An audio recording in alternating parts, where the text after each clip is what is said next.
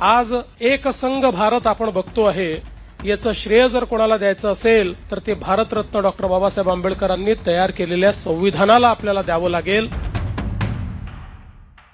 महाकारुणी तथागत भगवान गौतम बुद्ध, क्रांतीचे महासूर्य भारतरत्न डॉक्टर बाबासाहेब आंबेडकर यांच्या चरणी नतमस्तक होतो।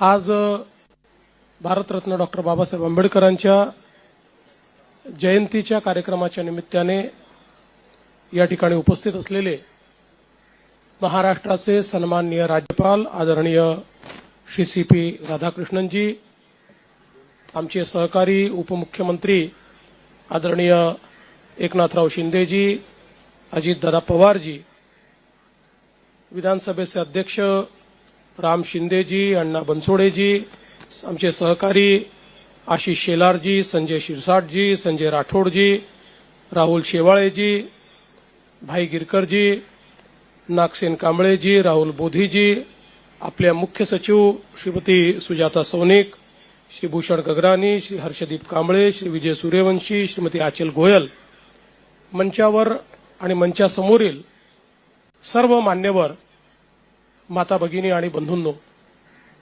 सर्वप्रथम मी जगभरातील भारतीयांना आणि लोकशाहीवर विश्वास असलेल्या तमाम विश्वातील सर्व जनांना भारतरत्न डॉक्टर बाबासाहेब आंबेडकर यांच्या जयंतीच्या खूप खूप शुभेच्छा देतो।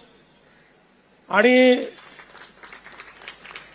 आपल्या सर्वांना माहिती आहे की जगाच्या पाठीवर भारतरत्न डॉक्टर बाबासाहेब आंबेडकरांची जयंती ही केवळ भारतात नाही तर जगातल्या विविध देशांमध्ये देखील साजरी केली जाते आणि तोच उत्साह आपल्याला जगभरामध्ये पाहायला मिळतो। याचं एकमेव कारण भारतरत्न डॉक्टर बाबासाहेब आंबेडकरांनी जे कार्य या भारतामध्ये केलं, आज एक संघ भारत आपण बघतो आहे, एक युनायटेड अशा प्रकारचा भारत आपण बघतो आहे।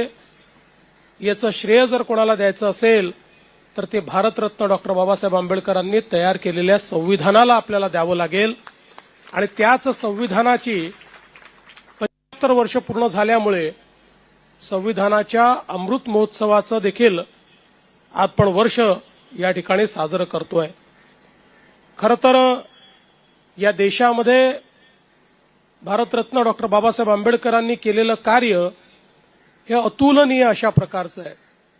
आपण ज्याला म्हणतो की he was a nation builder, हा देश तयार करण्याकरता त्याचा पायवा तयार करण्याचं काम हे बाबासाहेबांनी केलं। आणि विशेषतः या देशामध्ये ज्या काही चुकीच्या रूढी परंपरा होत्या, ज्यामुळे मानवाला मानव मानण्यास तयार नव्हता, अशा सगळ्या रूढी परंपरातनं या देशाला बाहेर काढत समता या देशामध्ये स्थापित करण्याचं काम हे भारतरत्न डॉक्टर बाबासाहेब आंबेडकरांनी केलं।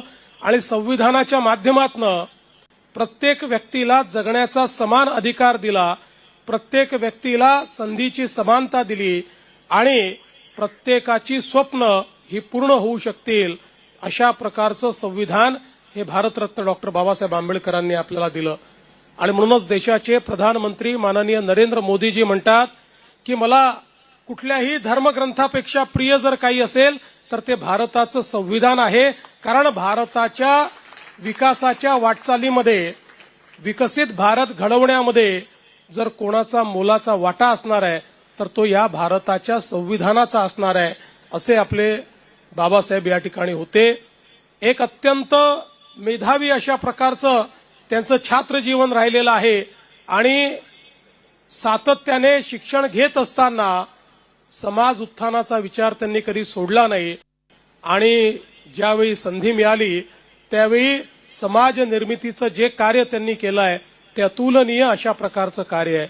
विशेषतः संपूर्ण विश्वाला शांतीच्या आणि विचाराच्या जोरावर ज्यांनी जिंकलं ते भगवान गौतम बुद्ध यांचा विचार बाबासाहेबांनी स्वीकारला आणि तोच विचार आज आपल्याला भारताच्या संविधानाच्या माध्यमातून देखील पाहायला मिळतो, जी समता आणि बंधुता भारतरत्न डॉक्टर बाबासाहेब आंबेडकरांनी मांडलेली आहे.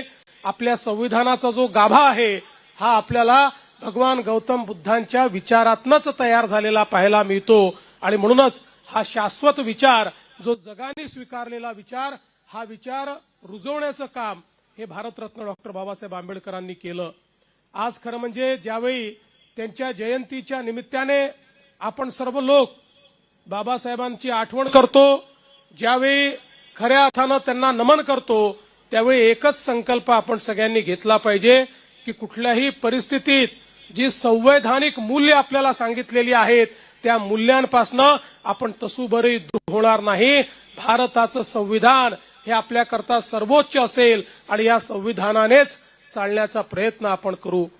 खरं म्हणजे बाबासाहेबांच्या जीवनाबद्दल अनेक गोष्टी आपल्याला सांगता येतील. ते उत्तम प्रशासक होते.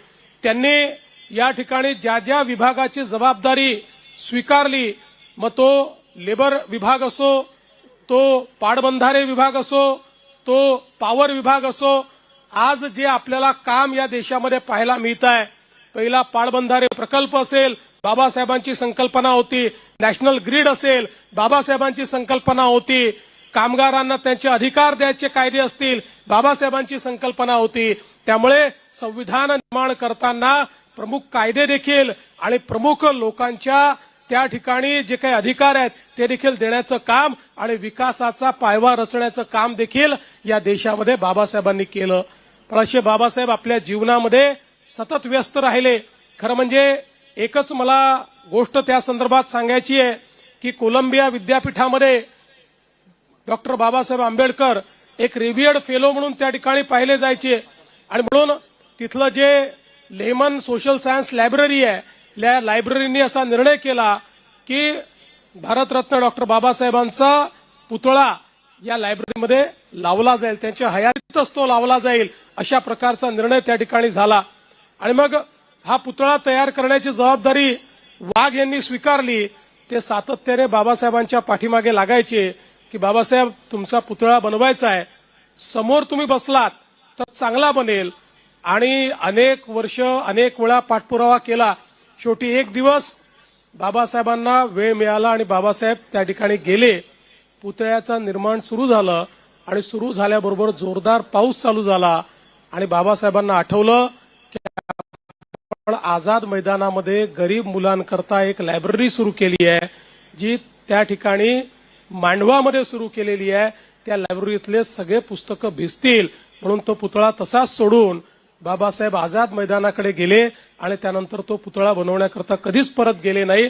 शेवटी त्याला तो पुतळा बाबासाहेबांच्या त्या ठिकाणी म्हणजे ते नसतानाच तो तयार करावा लागला. त्यामुळे अशा प्रकारे ज्यांच्या ठाई स्वतःचा नाही समाजाचा, स्वतःचा नाही देशाचा, स्वतःचा नाही विश्व कल्याणाचा विचार होता, अशा प्रकारचे बाबासाहेब हे खऱ्या अर्थानं आमचे राष्ट्रपुरुष आहे. आणि म्हणून आजची वंदना ही राष्ट्रपुरुषाला वंदना आहे, ती राष्ट्रनिर्मात्याला वंदना आहे. ती वंदना आपण सगळे देऊया आणि त्यांच्याच मार्गाने पुढे जाण्याचा या ठिकाणी संकल्प करूया. एवढंच आजच्या या प्रसंगी मी बोलतो आणि पुन्हा एकदा भारतरत्न डॉक्टर बाबासाहेब आंबेडकरांना अभिवादन करत आणि सर्वांना या जयंतीच्या शुभेच्छा देत मी माझे 2 शब्द संपवतो. धन्यवाद. जय हिंद, जय भीम, जय भारत.